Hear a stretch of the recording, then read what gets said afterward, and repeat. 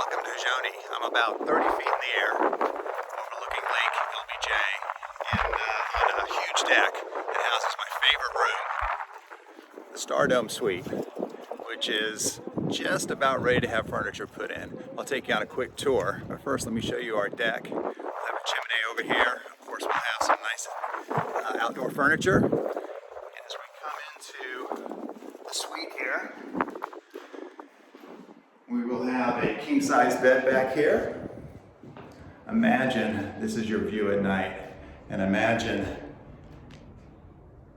sleeping under the stars and watching the meteors go by. The back door to the Stardome suite will take you to our restroom, where there'll be a shower and of course a toilet. And then over here, we also have an outdoor shower, which is kind of cool. It'll be screened in for privacy. Then on the other side here, we are going to have an outdoor tub where you can take a bath under the stars at night. And of course, that'll be screened in for privacy too.